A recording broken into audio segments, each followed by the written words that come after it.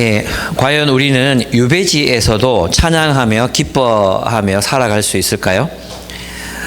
여러분, 우리가 만약 우리가 사는 이 고향 땅을 떠나서 중국 어딘가에 강제 이주를 당했다든가 또는 어떤 다른 나라에 가서 강제로 살게 되었다고 한번 생각해 보십시오. 미국 말고 그런 곳에서 이제 우리의 터전을 다 잃어버리고 살아가는 삶 속에서도 찬양하며 또 기뻐하며 감사하며 그렇게 살아갈 수 있겠습니까?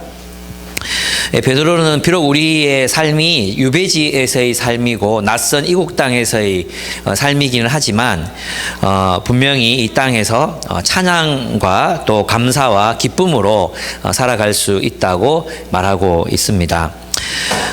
오늘은 그 비결들, 유배지 같은 우리의 인생, 또 나그네 같은 우리의 인생을 어떻게 감사와 기쁨과 찬양으로 살아갈 수 있는지, 베드로가 말하는 그 비결이 무엇인지 한번 살펴보기를 원합니다.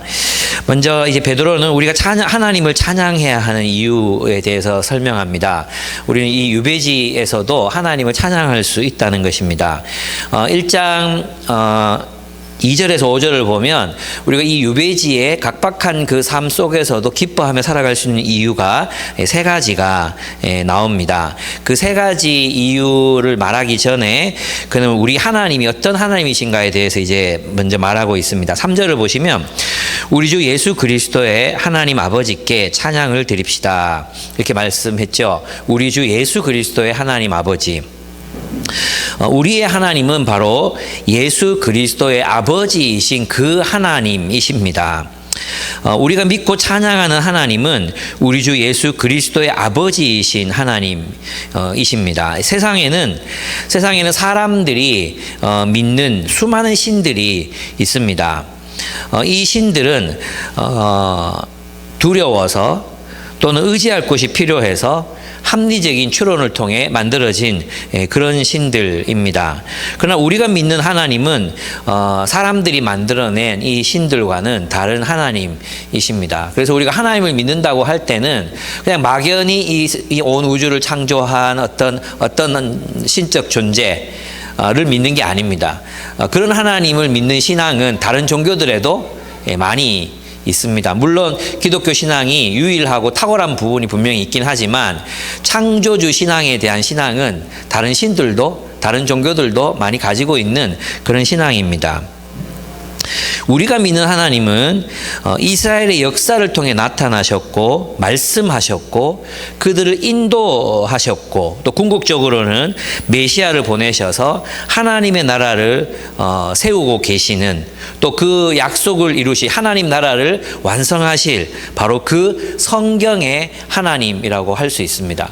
그래서 우리가 믿는 하나님은 사람들이 지어낸 그런 종류의 하나님, 사람들이 두려워서 의지할 곳이 필요해서 또 생각해보면 신이 있는 게 맞으니까 그렇게 믿는 신앙하고는 다르다는 것입니다. 우리가 믿는 그 하나님에 대한 신앙은 바로 역사 속에서 구체적으로 나타나시고 그 현실 속에서 역사하신 하나님, 그리고 하나님의 나라를 말씀하시고 그 하나님의 나라를 성취하고 계시는 메시아를 통해서 그 하나님의 나라를 이루어가고 계시는 그 하나님을 우리의 하나님이라고 믿는 것이죠.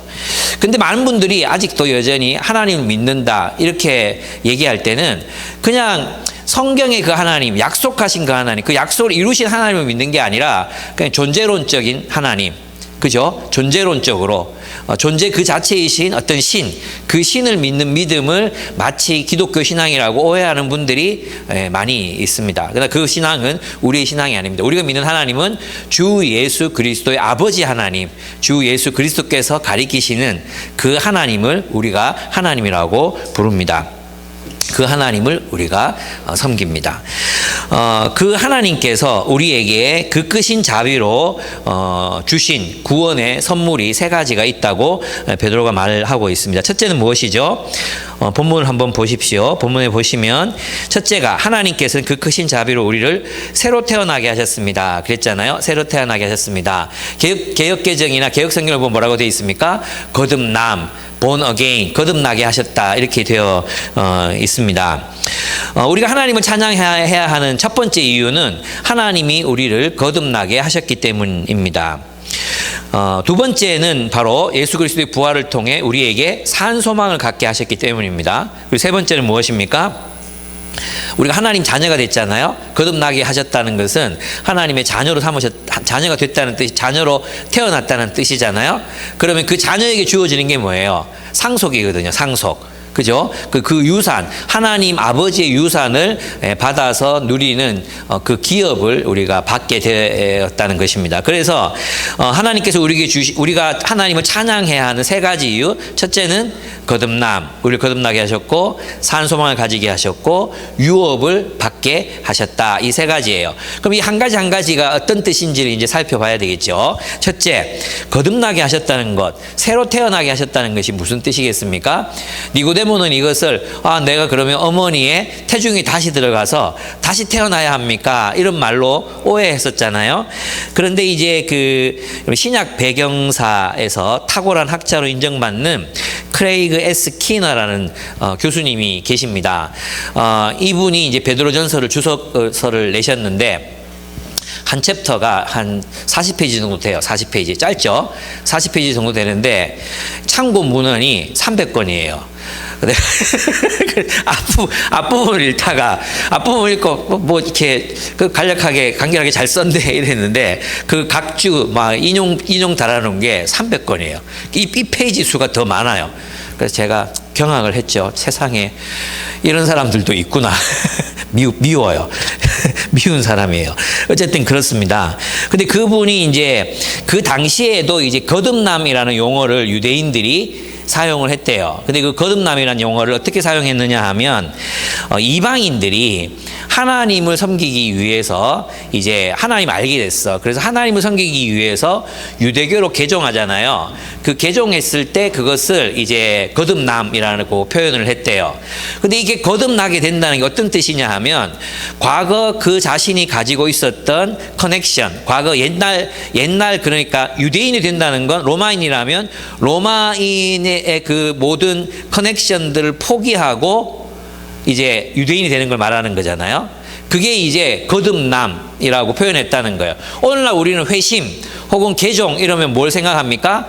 그냥 내가 그냥 하나님 믿는 거 그냥 이렇게 생각하잖아요. 그죠? 하나님 안 믿는 사람이 하나님 믿는 거 이게 개종이라고 생각하잖아요.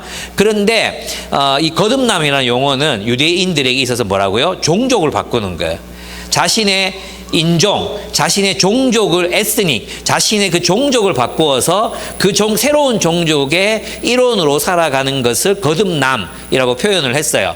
그래서 그 개종자들을 향해서 뭐라고 불렀냐 하면 이제 어린아이라고 이제 거듭난 어린아이라고 이렇게 불렀다는 것이죠.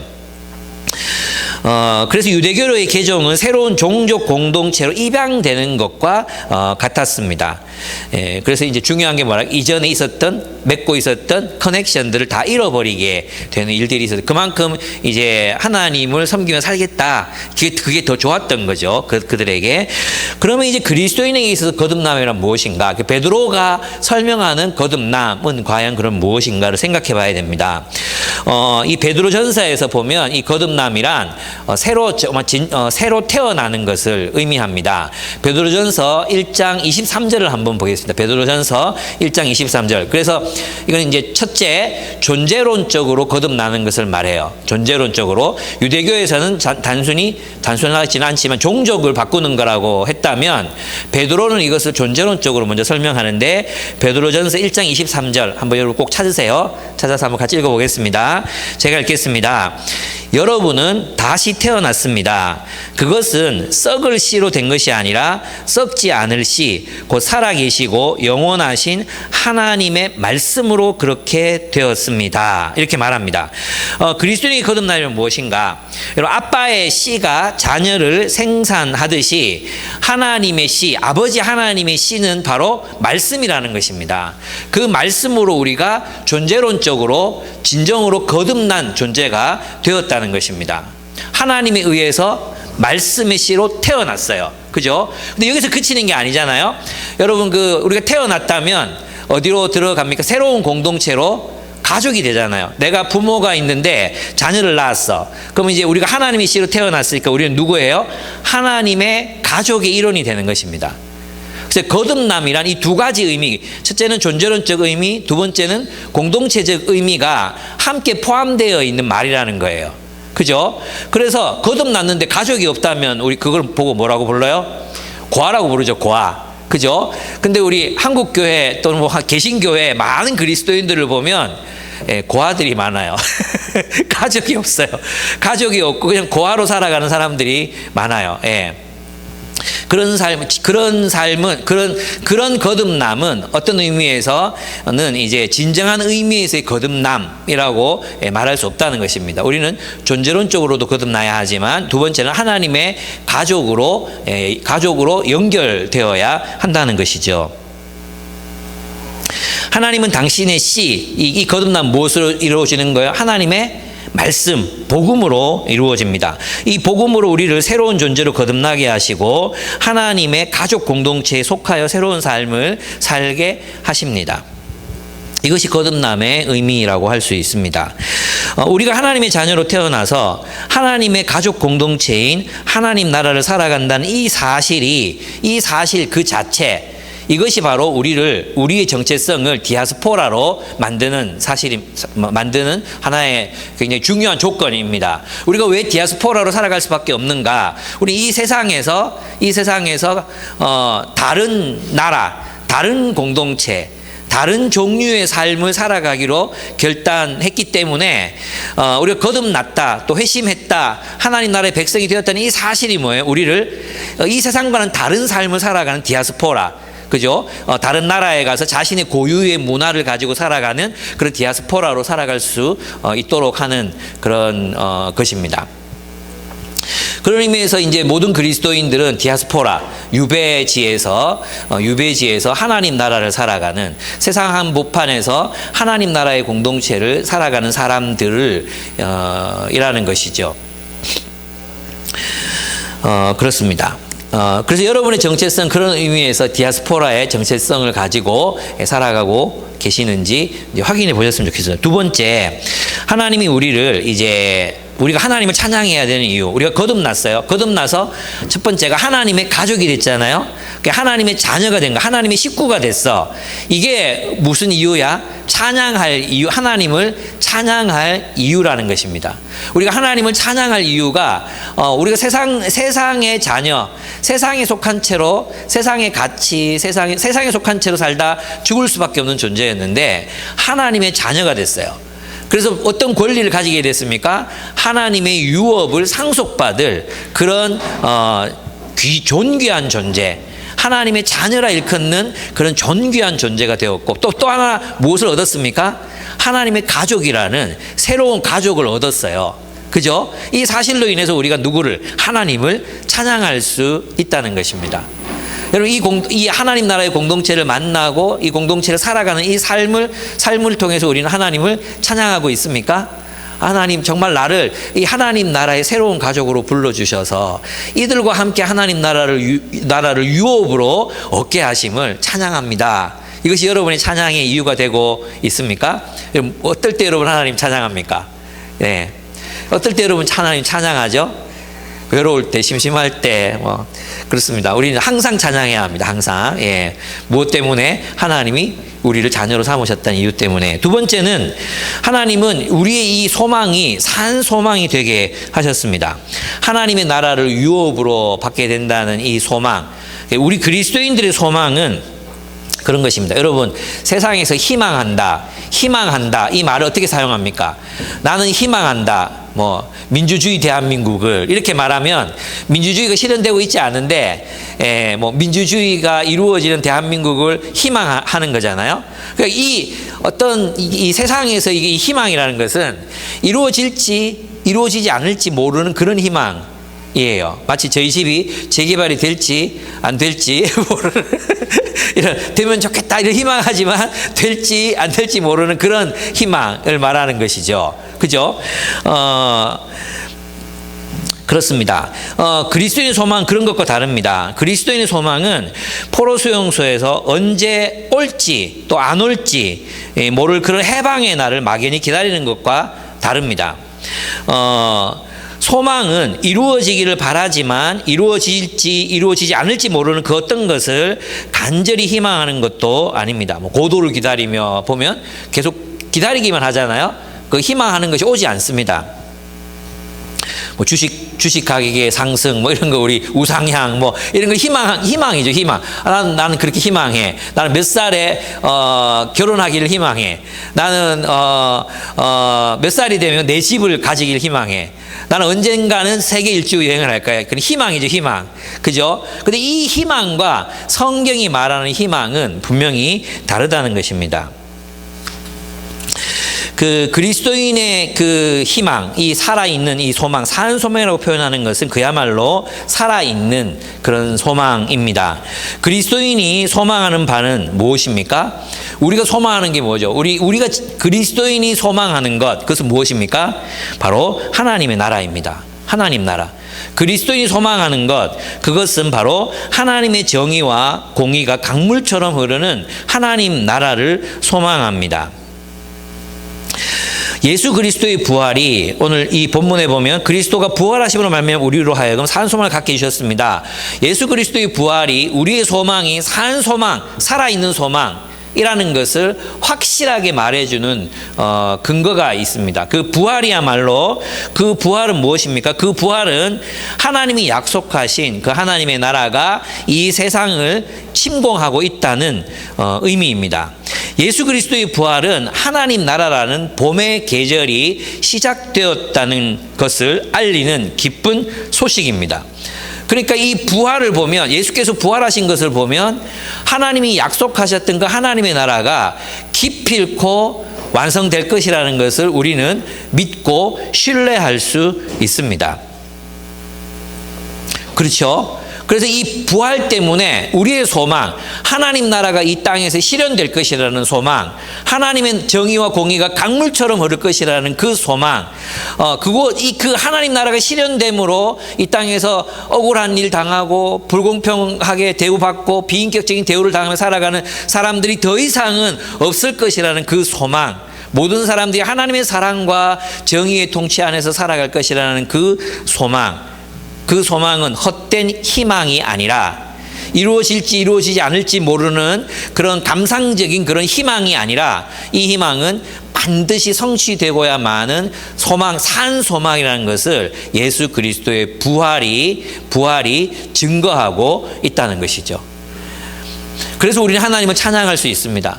하나님, 우리의 희망은 망상이나 뇌피셜이나 또 그냥 이루어지지 않을 그 무엇인가를 계속 기다리는 어떤 것들이 아니라 반드시 이루어질 것을, 반드시 성취될 것을 희망하는 것이 얼마나 감사한 일입니다. 하나님을 찬양한다는 것입니다. 우리의 산 소망으로 인해 그 산 소망, 하나님이 우리에게 주실 이 유산은 썩지 않고 더러워지지 않고 낡아 없어지지 않는다고 말했습니다. 이 유산이 무엇이겠습니까?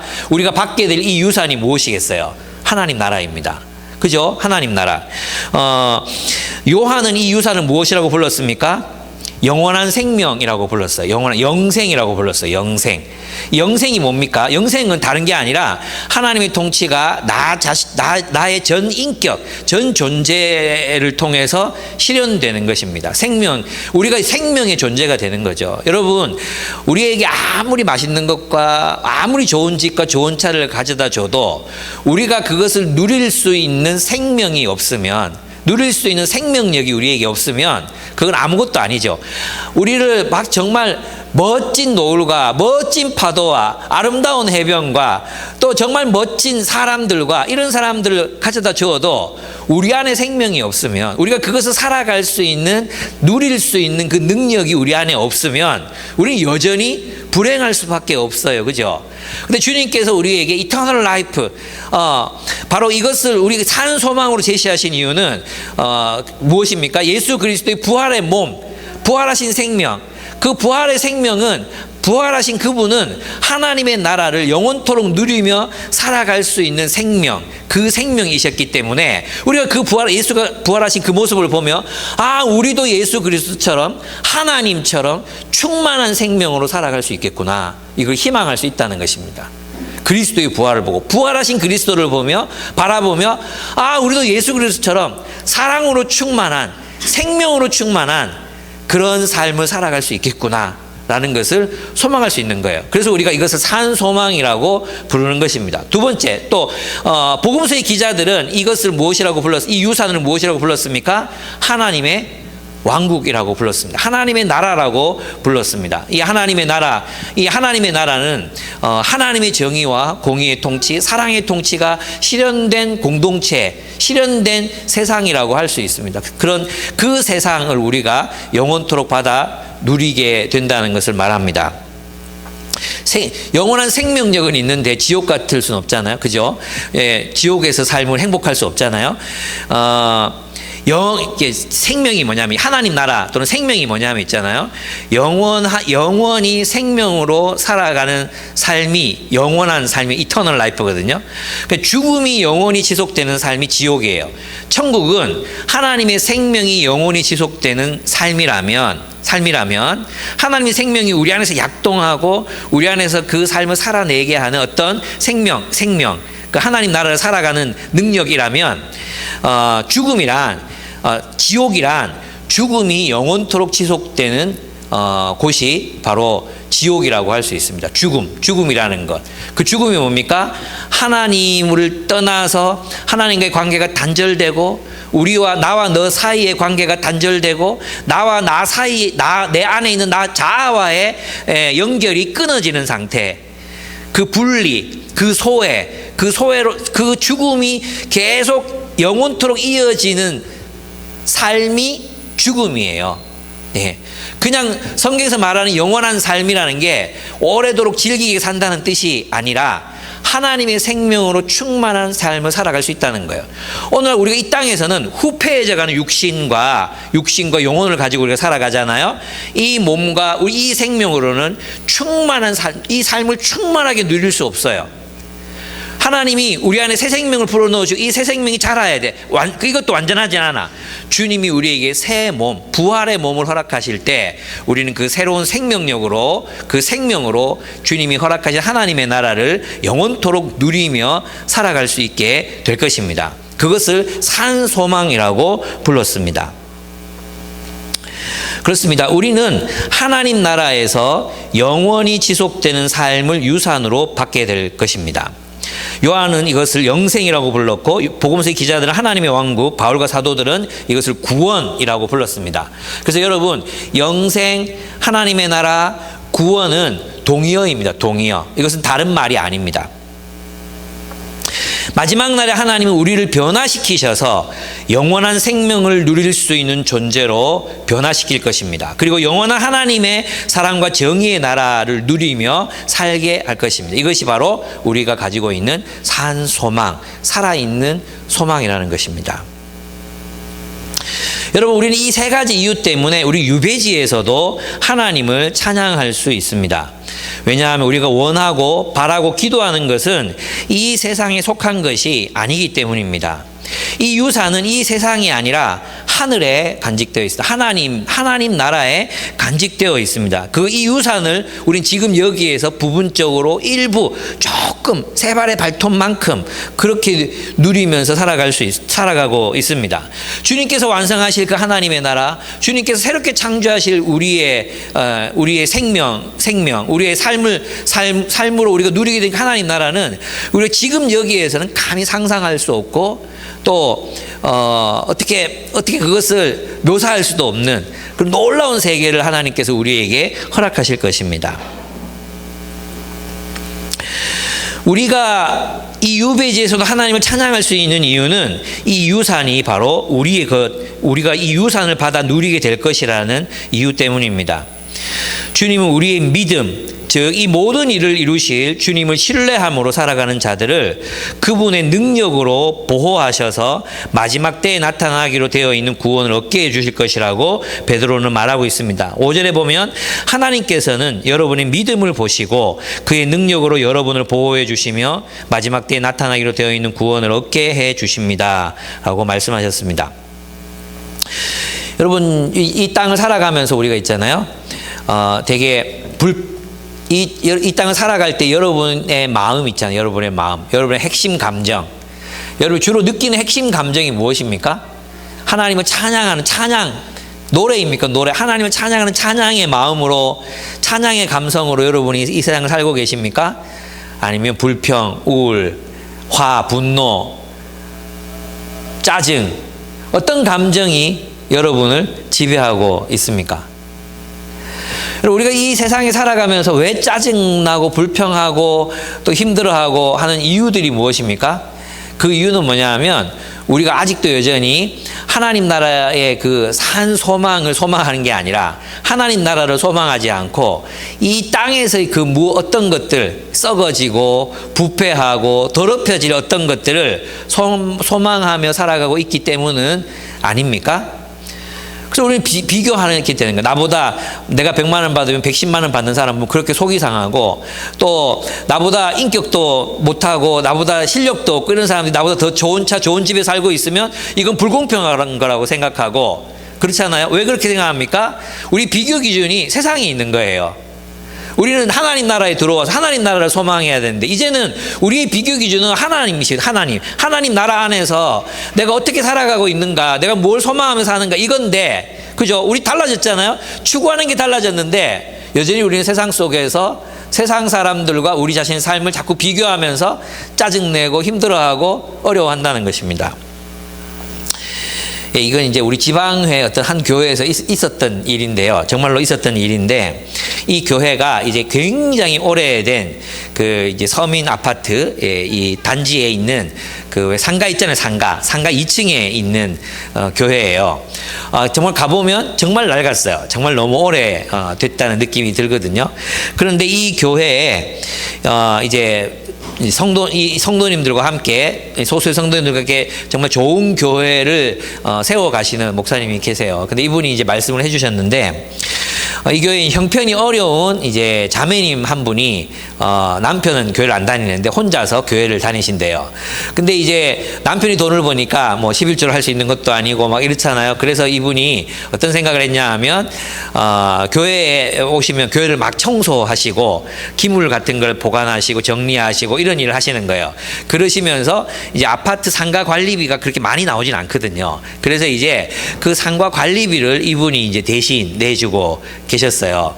형편이 어려운데도 마음이 귀해서 참 많이 이제 아껴주시고 돌봐주시고 그러셨던 분이셨는데, 근데 이분이 어느 날 갑자기 매주 30만 원, 막 40만 원 이렇게 매주, 한 달이 아니고 매주 그렇게 헌금을 하시더래요.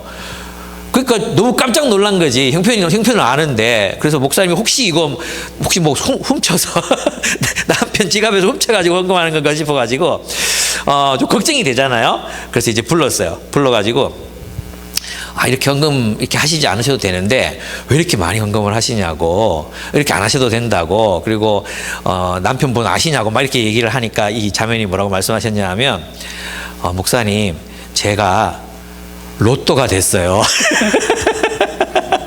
로또가 됐는데 1등이 된 거예요. 1등이. 교회 청소해라. 교회 청소. 교회 관리비 내라. 한 100만 원 나온다.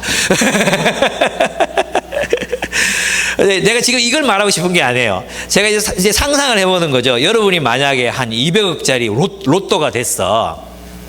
그러니까 로또 당첨금을 받으러 가는 날이 좀 남아있어. 그래, 가야 돼. 내한테 로또가 됐단 말이에요. 그러면 누가 있잖아요. 막 비싼 차 이렇게 막 타고 내 앞에 나타나서 막 자랑하려고 그럴 때 그게 부럽겠어요? 그 차 10대도 살 수 있다. 이런 마음 들지 않겠습니까? 누가 막 아파트 샀다고 막 자랑스럽게 막 이렇게 우리 아파트가 얼마 올랐어 이렇게 얘기할 때, 야, 그거 뭐 뭐 그런데 안 살아도 돼, 그죠? 로또 됐으면 그럼 굳이 안 사도 돼. 뭐 굳이 뭐 거기 갈 필요는 뭐 있습니까? 네, 그렇지 않습니까? 누가 뭐 직장에서 나보다 막 내가 승진해야 돼. 누가 먼저 승진을 했어. 화가 나겠습니까? 화가 나시면 그래, 네 올라가라 괜찮다. 나 좀 있으면 퇴직할 거야. 뭐 이런 마음이 들지 않겠습니까? 나 퇴직하고 세계 일주할 거야. 뭐 이런 생각 들지 않겠습니까? 제가 지금 말씀드리는 게 뭐냐 하면 우리 주님께서 우리에게 베푸시는 유산이라는 것, 그 하나님 나라라는 그 유업이 얼마나 영광스럽고 얼마나 소망스럽고 얼마나 많은 그 풍성함이 또 영광이 그곳에 있겠습니까? 그게 우리를 위한 건데, 우리가 그걸 받는 건데, 우리가 그 영원히 우리 길어봤자 70년, 100년 사는데, 이 100년 동안 좀 고생스럽게 살아도, 예? 영원을 살자, 영원. 진짜 나중에 우리 하나님 나라의 삶을 살면서 우리의 살았던 이 땅에서의 삶을 돌아보면, 그때 좀 더 고생하면서 주를 위해 살았어야 돼. 이런 생각 들지 않겠습니까? 근데 왜 우리는 그런 유배지에서의 그 나그네 같은 삶을 선택하지를 못하는 거예요? 우리 나그네라면, 우리가 나그네라면, 우리가 디아스포라라면, 어차피 우리에게는 어떤 뭐 세상에서 성공할 그런 어떤 기회가 우리에게 주어진다든지, 또는 거기서 어떤 큰 부자, 이런 꿈을 버리잖아요, 대부분. 어떤 기회가 없으니까. 그렇지 않습니까? 근데 이제 우리는 어떻게 생각합니까? 우리 이 땅에서 벌어지는 모든 일들에 다 일비하고, 누가 나보다 더 조금 인정받고 회사에서 조금이라도 좀 월급 더 받으면 그렇게 그게 화가 나고 시기심이 생기고, 누가 좀 좋은 차 타고 나타나면 우리는 하도 내가 좋은 차 타고 나타나면 내가 불지른다 해가지고 감히 타고 올 수는 없지만, 그래도 괜히 샘나고, 누구 아파트 샀는데 막 1, 2억 올랐다 그러면은 집을 샀어야 되는데 막 이런 생각이 들고, 그렇지 않습니까? 왜 그렇습니까? 우리가 진짜 산 소망, 그리스도인으로서 정말 주님이 우리를 위해서 예배하신 그 유업이 우리의 것이라는 것을 믿지 않기 때문이라는 것입니다. 하나님 나라를 소망하지 않아요. 그래서 이 세상 모든 부귀영화, 이 모든 것보다 하나님의 나라가 이루어지기를, 하나님의 왕국을 위해서 일하는, 복음을 위해서 살아가는 그 삶을 선택해야 되는데, 우리는 이 삶을 선택하지 않습니다. 믿지 않습니다. 주님이 정말 우리에게 유업을 주신다고 믿지 않습니다. 그걸 정말로 우리가 믿는다면 그냥 세상에서 조금 가난하게 살고, 좀 남들보다 새 옷을 못 입어도 구제 옷 입고 이렇게 살아도 그게 그렇게 대수겠습니까? 누가 나보다 먼저 출세한다고 그게 그렇게 화가 나겠습니까? 그래, 네가 먼저 가라, 괜찮다. 네가 먼저 가. 그 좋은 집 살아야지. 나는 영원한 하나님 나라라는 내 집이 있어. 여기서라도 행복하게 살아야지. 이런 마음들로 살아가지 않겠습니까? 우리의 소망은 죽은 소망이 아닙니다. 우리의 소망은 헛된 소망도 아닙니다. 우리의 소망은 오지 않을 그 무엇인가를 막연히 기다리는 그런 희망도 아닙니다. 우리의 소망은 살아있는 소망입니다. 정말입니다. 하나님이 예수 그리스도를 부활시키셔서 내가 말했던 그 하나님의 나라가 정말로 이 땅으로 도래한다. 너희는 나를 위해 살아라. 주님 말씀하십니다. 어떻게 하시겠습니까? 그렇습니다. 우리에게는 이 세상 사람들과 비교할 수 없는 유산, 로또가 하늘에 저장되어 있습니다. 세상 사람들과 비교하지 마십시오. 그리고 하나님 나라를 바라보고 그 하나님 나라를 이루고 하나님 나라의 보물을 쌓으며 살아가시는 여러분들이 되시기를 축복합니다. 두 번째, 우리는 이 땅에 살면서 기뻐할 수 있습니다. 우리가 기뻐할 수 있는 이유, 그리스도인은 시련의 시간을 지나면서도 기뻐할 수 있어요. 예. 우리는 생각하잖아요. 고난이 오면 기뻐할 수 없다고 생각해요. 시련이 오면 기쁨은 나와 먼 거라고 생각해요. 그건 무슨 뜻이냐면 우리의 기쁨을 환경에 맡기는 거죠. 환경. 우리의 환경이 나빠지면 우리는 이게 기쁨도 잃어버리는 거죠. 그죠? 그러면 주체가 어떻게 됩니까? 우리 삶을 주도적으로 살 수 없게 돼요. 그죠? 나의 기쁨과 슬픔을 좌지우지하는 건 환경이 되는 거예요. 환경. 그 환경 때문에 때로는 기쁘고, 환경 때문에 슬프고, 환경 때문에 고통스럽고, 그렇지 않다고 베드로는 우리에게 그렇지 않다고 말합니다. 우리는 이 시련 가운데에서도 충만한 기쁨으로 살아갈 수 있다고 말합니다. 그것에는 세 가지 이유가 있습니다. 첫째는 뭐냐 하면 이 시련의 기간은 짧다는 것입니다. 시련의 기간은 지나갑니다. 6절을 보시면은 그러므로 여러분이 지금 잠시 동안 뭐라고 했어요? 영원히 길게 오랫동안 아니죠. 지금 여러분 잠시 동안 그랬죠. 잠시 동안 여러 가지 시련 속에서 어쩔 수 없이 슬픔을 당하게 되었다 하더라도 그죠? 어떻게 해요? 기뻐하십시오. 이렇게 얘기했죠. 기뻐하십시오. 그렇게 얘기했단 말이에요. 그러니까 여러분 이 시련의 기간은 계속 지속되는 게 아니라 이 시련의 기간은 기한이 있다는 거예요. 기한이 있습니다. 이 시련의 기간은 지나갑니다. 그죠? 늘 우리가 초대교회가 극심한 이제 고난을 받았던 때는 제한적이라고 했죠. 네로 황제가 기독교인을 핍박한 거 아주 제한적인 시간 동안 일어났던 일이에요. 대부분 그리스도인이 겪게 되는 시련은 다름이 아니라 바로 이곳이 유배지이기 때문에 겪게 되는 시련이에요. 그러니까 사회적인 압력이죠. 우리가 세상 사람들과 다르게 살아가고 있기 때문에 다른 가치관으로 다른 목표를 가지고 살아가고 있기 때문에 당하게 되는 겪게 된 그 어려움, 그것을 시련이라고 불렀습니다. 그 시련조차도 잠시 동안이라고 주님이 말씀하셨습니다. 낯선 이국 땅에서 살아야 하기 때문에 우리는 시련을 겪습니다. 신라곤이 이 땅에서 우리는 질병에 시달리고 불의와 불공정에 눌리며 이 세상의 게임의 법칙, 오징어 게임의 법칙을 따르지 않기 때문에 징벌을 받기도 합니다. 그러나 이 시련은 곧 지나가고 만다는 것입니다. 또한 이것이 우리가 일생 동안의 가난과 또 어떤 질병 속에 산다 할지라도 우리가 누릴 영원한 삶에 비하면 이 생의 기간이 짧기 때문입니다. 또한 이 시련의 기간을 주님께서는 단축시켜 주실 것이라고 말씀하셨습니다. 두 번째, 시련은 지나가요. 그래서 우리는 이 시련의 시간 동안에도 기뻐할 수 있습니다. 그리고 두 번째 이유 때문입니다. 그건 뭐냐 하면 시련은 우리 믿음을 단련하여 금보다 더 귀한 것이 되게 하기 때문입니다. 이제 7절을 보십시오. 7절.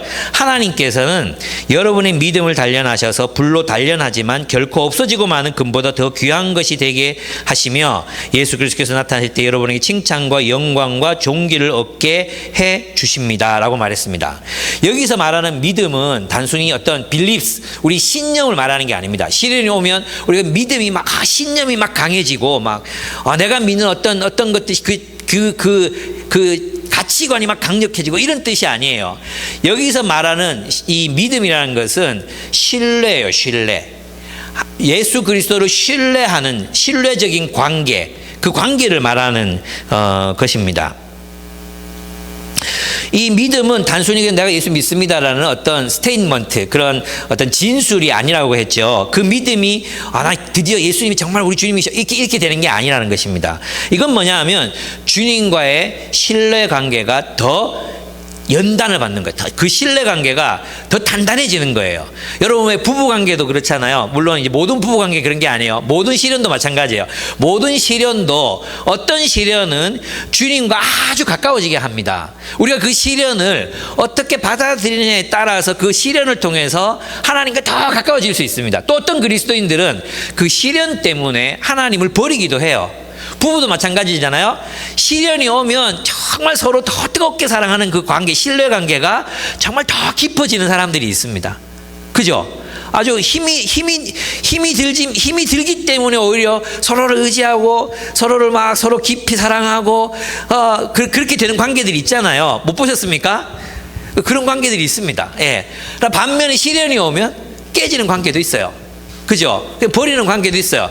근데 여기 이 본문에서 우리에게 주님께서 말씀하시는 거는 뭐냐 하면 이 시련은 우리가 주님과 더 깊은 관계, 더 깊고 진한 관계 속으로 들어가게 할 수 있는 도구가 될 수 있다는 것입니다.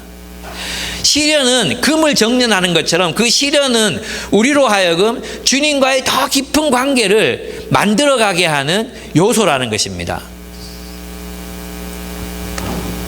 그래서 믿음이란 주님과의 사랑과 헌신의 관계라고 할 수 있습니다. 이 시련을 견디어낸 주님과의 사랑의 관계, 그 관계는 주님이 우리를 보실 때 뭘 줄 수밖에 없어요. 영광과 칭찬과 존귀를 얻게 해주신다는 거예요. 아, 네가 그렇게 시련의 시간을 보내면서도 나를 놓지 않고 나를 사랑하고 나를 의지했구나. 그 어려운 고난의 시간 동안에 나와의 관계가 더 깊어졌구나. 그런 그 사람에게 그 자신을 믿고 신뢰하고 자신을 의지했던 사람을 예수님께서 칭찬하고 존귀하게 하고 영광스럽게 하지 않으시겠습니까? 당연히 그렇죠. 그렇죠. 그게 바로 구원이라는 것이. 그게 바로 영혼의 구원이다. 너희가 영혼의 구원을 받고 있다. 이게 무슨 뜻이겠어요? 그게 뭐냐 하면 구원의 본질이 뭐냐 하면 주님과의 관계를 회복하는 거잖아요. 그래서 그 시련을 통해서 우리는 오히려 주님을 더욱 사랑하고 주님을 더욱 의지하고 주님을 더욱 신뢰하는 그런 우리의 믿음을 연단, 훈련시켜 나갈 수 있기 때문이라는 거예요. 그게 시련의 유용함이죠. 시련의 유용함. 그 시련이 우리를 구원으로 인도한다는 것입니다. 어떤 의미에서는 그 시련을 통해서 우리는 주님을 더 가까이 할 수 있기 때문입니다. 그래서 있잖아요. 이 사람들이 어떤 칭찬을 받느냐 하면 이제 8절을 보시면 여러분은 그리스도를 본 일이 없으면서도 사랑하며, 그죠? 이게 믿음이, 그들이 그 시련 가운데에서 믿음이 연단받은 믿음, 신뢰, 하나님을 신뢰하는 마음을 가진 거예요. 그게 뭐예요? 사랑하며 라고 표현되는 거예요. 사랑하며.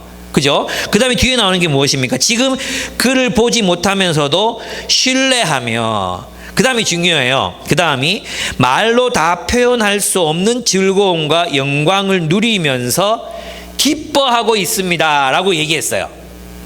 시련 가운데서도 어떻게 살았다고요? 말할 수 없는 영광스러운 즐거움 가운데에서 기뻐하고 있습니다라고 얘기했습니다.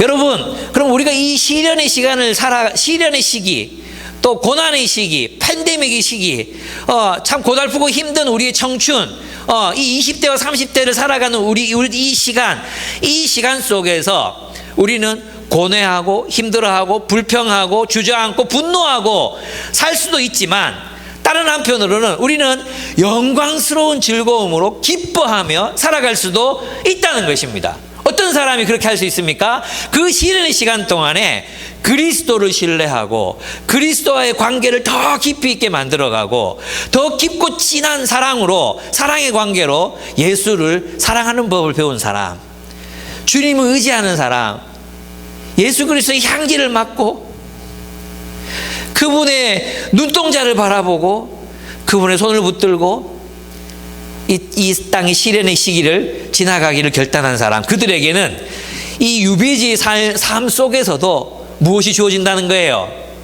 기쁨. 그것도 어떤 기쁨이에요? 말로 표현할 수 없는 영광스러운 기쁨을 주님이 주신다는 것입니다. 그래, 이걸 해야 기쁨이 있는데 우리는 뭐 합니까? 시련이 오고 직장에서 좀 화났어요. 직원 나 누구한테 무시당하고 또 막 가정에서 또 이렇게 또 힘든 일을 겪고 돈도 없고 원하는 일이 잘 되지도 않고 막 그랬어요. 그럼 우리는 뭐 하죠? 게임 하잖아요. 게임. 우리가 하는 거 게임이에요. 게임. 막 게임하고 또 막 유튜브 막 계속 정신없이 계속 유튜브 올라오고 계속 보고 있고. 우리가 주님을 이 시련의 기간 동안 주님을 더 가까이 해야 되는데 우리는 주님을 가까이 하는 게 힘들다고 생각하고 우리를 더욱 힘 빠지게 만드는 게임, 드라마, 하나님을 만나야 되는데 우리는 차차차, 갯마을 차차차, 오징어 게임, 갯마을 차차차 동화였다는 게 증명됐지 않습니까? 그런 공지는 없었다. 홍반장은 없다. 증명되지 않습니까? 근데 근데 우리 그걸 막 그게 뭐 나는 이제 그거 보면서 내 이 작가 분명히 크리스찬이라는 생각이 들었어요. 이 이름이 신하은이에요. 신하은인데 나는 그 작은 하나님 이게 교회라는 생각이 교회. 아 정말 교회 같다 이런 생각이 들었어요. 홍반적인 목사 같고 안 보셨죠? 나중에 한번 보시면 재밌습니다. 어쨌든 그렇습니다. 제가 지금 이제 여러분에게 도전하고 싶은 것이 그것입니다. 시련의 시간을 통해서 우리는 주님과 더 가까워져야 합니다. 주님과 더 가까워져야. 그게 우리 믿음의 그 믿음이 우리의 영혼의 구원을 얻을 믿음의 목표인 영혼의 구원을 얻음이라. 그게 뭐겠어요? 그 영혼의 구원이란 게 뭐냐하면 주님과의 신뢰 관계, 주님을 의지하고 주님을 사랑하는 그 사랑의 관계가 더 믿음과 사랑의 관계가 깊어지는 것. 그게 뭐예요? 너희가 시련 가운데 있지만 그게 있다면 너희는 지금 구원을 받고 있는 중이다. 너희의 그 믿음의 보상, 그 믿음에 대한 보상으로 하나님의 나라가 너희에게 주어질 것이다 하는 것입니다. 이게 믿음이에요. 믿음. 주님과의 인격적인 관계를 포기하지 않고 그분을 신뢰함으로 살아가는 것. 여러분 있잖아요. 여러분 우리가 하나님을 주님을 이렇게 더 가까이 더 진하게 그분을 사랑하기 위해서 필요한 게 뭔지 아십니까? 이게 있잖아요. 어떤 동기부여로 되는 게 아니에요. 여러분 우리 PBS 학교 지금 이름 바뀌어 BSM 학교 이런 거 할 때는 사람들이 막 들어와서 말씀 연구해야지 막 이런 마음이 들잖아요. 6주 끝나고 나니까 또 이제 언제 했지 뭐 이러면서 이제 또 안 하게 되고 막 이렇잖아요. 그게 뭐냐면 시스템이에요. 시스템. 이걸 만들어야 돼요, 여러분. 여러분 있잖아요. 이거는 우리 목사들은 어쩔 수 없이 많은 모임을 인도해야 되기 때문에 책을 읽어야 돼요. 강제적으로. 내가 필독서 정해놓고 내가 안 읽으면 안 되잖아요. 그죠? 목사 읽으셨어요. 안 읽었다 그러면 얼마나 웃기겠어요. 필독서, PBS, 설교를 하려면 매주 말씀을 묵상해야 돼요. 그죠? 여러분, 이 목회자들이 영성을 유지할 수 있는 유일한 이유는 그게 우리의 시스템이기 때문이에요. 우리의 이 습관으로 만들어 갈 수 있는 시스템. 여러분 있잖아요. 여러분 개인의 노력, 개인의 의지적인 어떤 결단 이런 걸로는 절대로 주님과 가까워질 수 없어요. 강제적인 걸 만들어요. 피카라방, 믿음수 피카라 나한테 무슨 뜻인지 모르겠어요. PBS를 하는 카더라 이런 거예요. 뭐예요? 카카오톡 라이브. PBS 카카오톡 라이브. 그게 피카라고 오늘 처음 알았다. 예. 이런 모임을 하잖아요. 그러면 자기를 거기 구속시켜야 돼요. 구속. 예. 그리고 여러분들 있잖아요. 그럼 정말로 개인적으로 말씀 묵상이 어려워. 그럼 같이 하자고 하세요. 같이 그 시간에 모여서 틀어놓고 그냥 같이 하자. 모르는 것에서 카카오톡으로 물어봐라. 그리고 이제 강제적으로. 그리고 이 모임이 안 들어오면 만 원씩 벌금을 내자. 이런 시스템을 만들어야 돼요. 여러분 소그룹에도 마찬가지예요. BSM 성경 연구 안 해오고 묵상 안 해오면 우리 5,000원씩 내자. 이렇게 해서 하자. 여러분 있잖아요. 작가들이 책 쓸 때 어떤 게 있는지 아십니까? 여러분 이예수 씨 책 쓸 때 어떻게 쓰는지 아십니까? 자발적인 동기 안 써지거든요. 그래서 뭐합니까? 방 안에다가 감옥을 만들어요. 정말로 못 보셨어요? 이 감옥 있죠. 감옥 구치소 가면 최상스탄 있는 감옥. 그걸 안방에다 만들어 놓고 밖에서 문 잠궈 거예요. 그리고 열쇠는 부인이 가져가시고 때 되면 그 음식을 부인이 날라다 갖다 준다고 해요.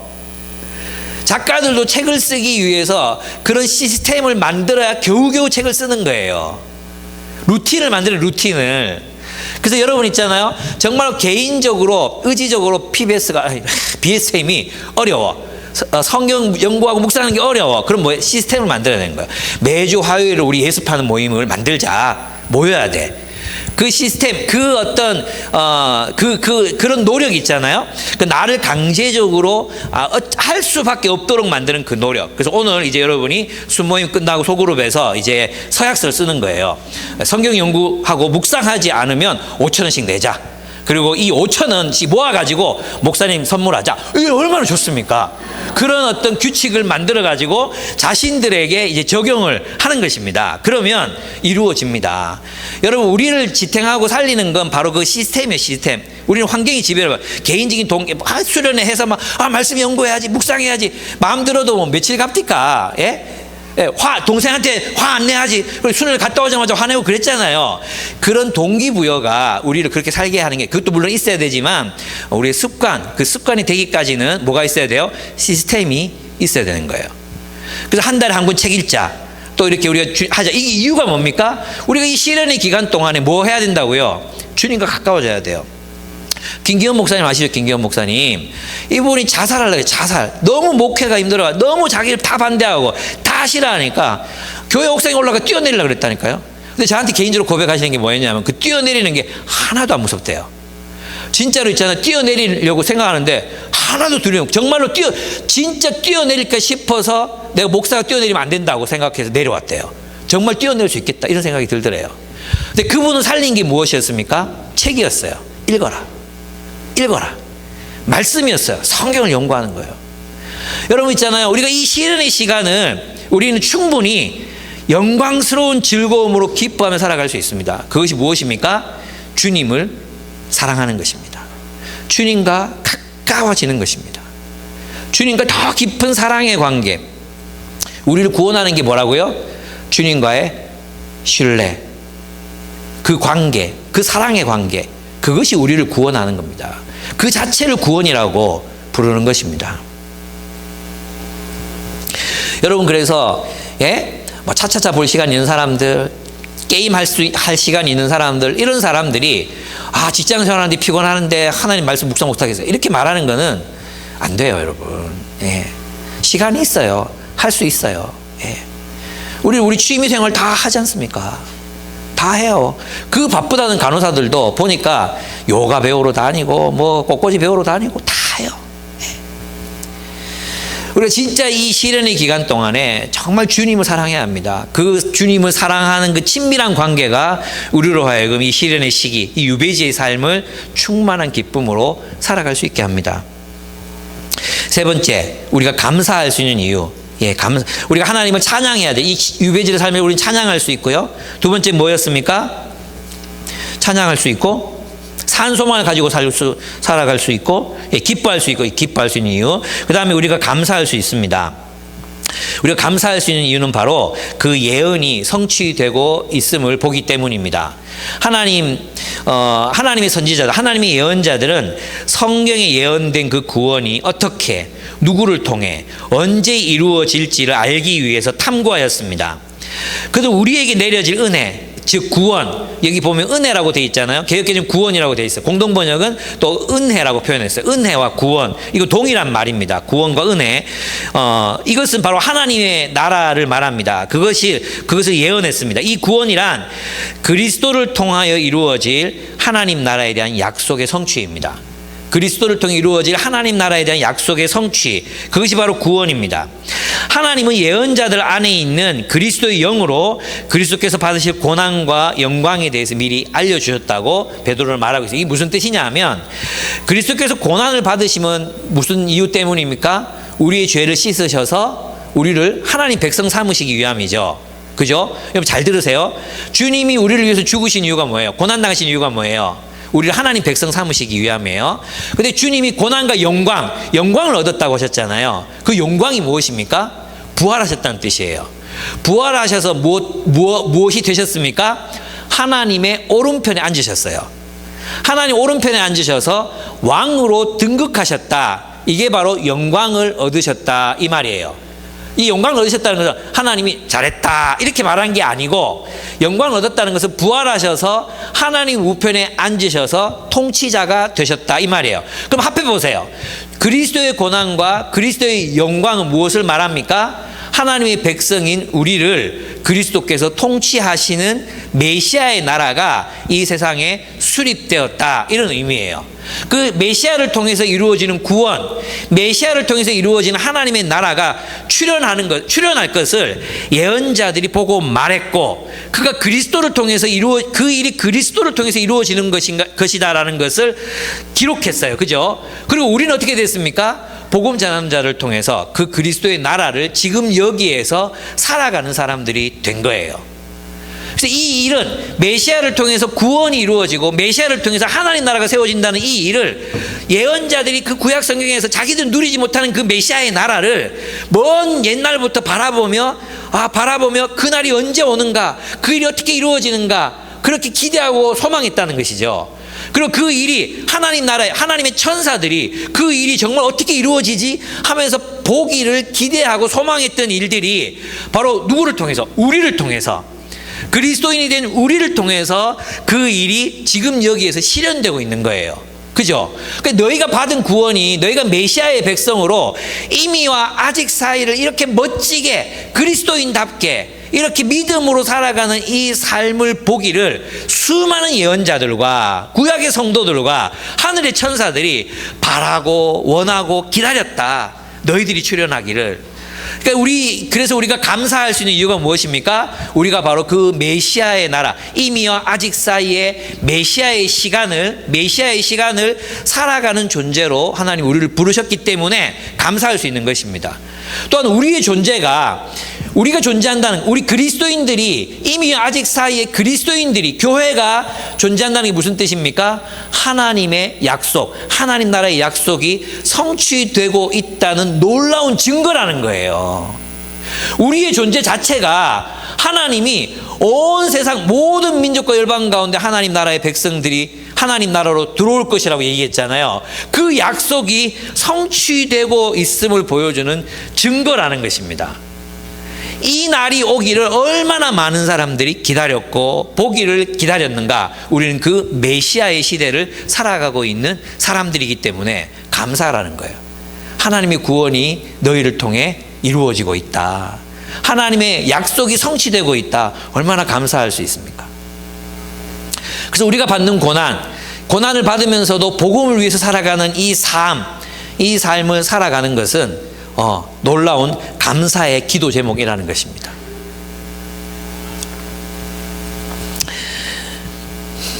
그렇습니다. 제가 이제 이러한 삶, 이 신라원 또는 또 유배지에서의 삶을 하나님 나라에 두고 살아갔던 한 사람의 삶을 여러분에게 읽어드리겠습니다.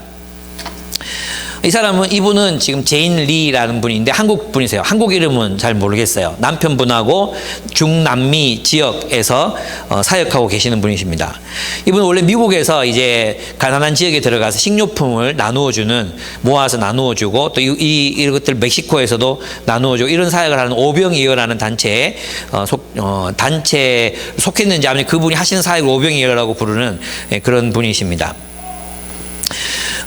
제가 최근에 이제 어제 저녁인가 이분이 이런 글을 올리셨어요. 제가 한번 읽어 드리겠습니다. 자기 남편이 이제 병이 약간 아팠어요. 아프셔가지고 이제 그걸 겪으시면서 이제 이런 글을 쓰셨는데 제가 읽어 보겠습니다. 선교사에게 병원이나 약이나 음식이나 그런 것들이 무슨 의미인지 나누려고 합니다. 몇 년 전에 멕시코에서 새벽부터 밤까지 해가 지는 것을 안타까워 하시면서 혼자서 곡괭이질을 하시던 그 황무지에는 뱀과 정갈과 가시나무가 가득했습니다. 긴 나뭇가지가 목사님 눈을 찔러서 눈알이 유리창 깨진 것처럼 찢어졌을 때 덜덜 떨면서 몇 시간을 운전해서 찾아간 곳은 멕시코 월마트의 약국이었습니다. 멕시코의 노동자들보다 더 더럽고 땀에 젖은 우리의 모습을 그분들이 안쓰러워하던 것을 기억합니다. 분명히 눈알이 깨진 것을 봤는데 약사가 준 작은 연고를 바르고 깨진 눈이 아물었습니다. 낡은 차의 브레이크가 고장나서 차가 멈추지 못하고 기적적으로 멕시코의 벼랑 끝에 섰던 그날에 죽음의 냄새가 가득하던 그 순간 하나님께서 우리들 머리 위로 영원하신 시간 가운데 있는 우주를 펼치시며 쏟아지는 별빛으로 우리를 위로하셨습니다. 우주를 주관하시는 전능한 자의 아름다우심 앞에 우리의 죽음이 얼마나 작은 건지 알게 하셨습니다. 그랬던 그 땅이 이제는 원래 그랬던 것처럼 평평한 땅과 쓸만한 건물들 그리고 잘 포장된 길과 다리가 생겼습니다. 내리쬐는 멕시코의 햇살 아래 메마른 땅에 뿌려지던 땀과 눈물의 순종들과 은하수가 쏟아지는 모든 밤들에 하나님께 드리던 찬양을 하나님께서 다 보셨음을 믿습니다. 그랬어도 남미 오기 전까지 목사님이나 저나 몸이 아픈 적이 별로 없었습니다. 해발 3,800m 볼리비아 라파즈에서 고산병 증세로 배앓이를 심하게 하면서 아무것도 먹을 것이 없이 열흘을 몇 끼 1불짜리 컵라면으로 때우던 때가 있었습니다.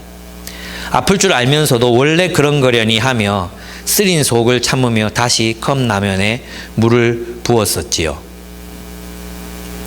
폭우로 무너진 산길을 동물이 타는 트럭 짐칸의 어둠 속에 앉아 좌석도 없이 쿵쿵 엉덩방아를 찧으며 몇 시간을 달리며 이 여행이 끝일 수도 있겠구나 싶어서 둘이 손을 잡고 감사함으로 기도하던 날도 있었습니다. 아르헨티나에 와서 팬데믹이 시작되고 위험하다는 빈민촌에 가서 마스크를 나눠드리다가 둘이서 열이 올라서 어두운 천정을 올려다보며 끙끙 앓던 몇 날 밤이 있었습니다. 이곳에서 하나님께서 마음을 주셔서 동력하는 부부가 있는데 정작 본인들은 기억도 못하면서 보내주셨던 해열제 몇 알을 하나님께서 예비해 주신 명약으로 믿으며 병을 이겼었습니다. 그때 그분들이 쌀과 김치와 김을 보내주심으로 우리를 공개했던 고마움을 잊지 못합니다. 며칠 전에 목사님께서 기절하실 듯 어지럽고 심장이 불규칙하게 뛰는 것을 알게 되고 두렵지 않았다면 거짓말이겠지요. 부르심을 받은 자로서 세상의 모든 권리를 포기합니다. 전대도 신발도 두 켤레 가지지 않고 오직 믿음으로 나아갑니다. 세상에 너무 편안하고 안락하고 멋지고 폼나고 맛있는 것들이 많습니다. 우리도 보기에 좋은 것을 알고 있고 입에 기름진 것도 알고 있고 마음이 즐거울 만큼 향기로운 것도 알고 있습니다. 그러나 하나님께서 주신 것들로만 만족하고 감사할 줄 알고 그 이상의 것을 부러워하지 않을 만큼의 지혜가 있습니다. 부르심을 입은 자들이 누리는 특권은 전능자의 그늘 안에서 그의 향기로운 숨결을 가까이 하는 은혜이며 영혼을 소생시키는 사랑을 받는 기쁨입니다. 부르심을 입은 자들이 누리는 특권은 전능자의 그늘 아래에서 그의 향기로운 숨결을 가까이 하는 은혜이며 영혼을 소생시키는 사랑을 받는 기쁨입니다. 이분의 글을 읽으면서 내가 복음을 위해서 내가 이 땅에 참 하나님의 나라를 이루기 위해서 난 얼마나 참 열심히 살아가고 있는가. 어느새 나도 안락함을 추구하고 그런 삶에 젖어가고 물들어가고 있는 것은 아닌가. 이런 생각이 들었습니다. 우리가 복음을 위해서 살고 있다고 말하면서도 정작 진짜 우리의 삶을 보면 자기 자신의 취미를 위한 시간을 내고 또 게임으로 시간을 죽일지언정 멘토링 하라고 하면 힘들어하고 시간이 없다고 말하고 말씀을 통해 주님을 좀 만나자고 이야기할 때 그건 너무 힘겹게 느끼고 우리가 정말 복음을 알고 복음 안에서 그리스도를 위해서 하나님의 나라를 위해 살고 있다고 말하면서도 정작 우리의 삶을 보면 하나님 나라에 속한 게 아니라 세상에 속한 것처럼 느껴질 때가 얼마나 많습니까? 여러분은 이 고난의 삶을 선택했고 하나님의 나라를 살아가기로 결단했습니다. 이 삶을 살아가면서 여러분은 주님의 향기를 맡으며 그분의 그늘 안에서 쉬며 그분을 신뢰함으로 말미암는 그 기쁨, 주님이 주신 그 놀라운 기쁨으로 이 땅의 삶을 살아가고 있습니까? 우리의 삶이 권태롭고 우리의 삶이 지치고 우리의 마음이 공허하고 허전한 이유는 어쩌면 우리가 주님을 사랑하지 않기 때문에 오는 그런 질병은 아니겠습니까? 주님을 사랑하고 주님의 나라를 사랑한다면 우리는 분명히 이 땅에 소외된 사람들, 사회적인 약자들, 복음을 알지 못하는 사람들을 향해 우리의 시간을 내고 우리의 재물을 드리고 가난한 자들과 함께 나눌 것인데 우리는 지금 여기에서 어떤 삶을 살아가고 있습니까? 부르심을 입은 자들이 누리는 특권은 전능자의 그늘 아래서 그의 향기로운 숨결을 가까이 하는 은혜이며 영혼을 소생시키는 사랑을 받는 기쁨입니다. 이건 소설이 아니라 한 사람의 고백입니다. 제가 부끄러웠듯이 우리도 함께 부끄러워하며 그리스도의 복음을 위해서 살아가는 가기를 소망했으면 좋겠습니다. 이 시간 잠시 묵상하면서 기도하겠습니다. 제가 기도 제목을 따로 불러드리지 않겠습니다. 오늘 말씀을 들으시면서 우리가 이 유배지의 삶 속에서도 기뻐하고 찬양하고 감사할 수 있는 이유들을 말씀드렸습니다. 그 이유를 한마디로 말하면 하나님의 나라가 이 땅에 도래했으며 완성될 것이라는 것입니다. 오늘 여러분 이 말씀을 통해 여러분에게 하나님이 들려주신 음성이 있을 거라고 저는 믿습니다. 조용히 묵상하시면서 하나님이 내게 뭐라고 말씀하시나, 오늘의 이 설교를 통해, 오늘의 이 묵상을 통해 하나님이 내게 지금 뭐라고 말씀하시나 그 음성에 귀를 기울여 보시기 바랍니다. 그리고 나의 삶을 어떻게 하나님께 드려야 될지, 또 내 삶에 변화시켜야 될 부분은 무엇인지 하나님께 보여달라고 기도하셨으면 좋겠습니다.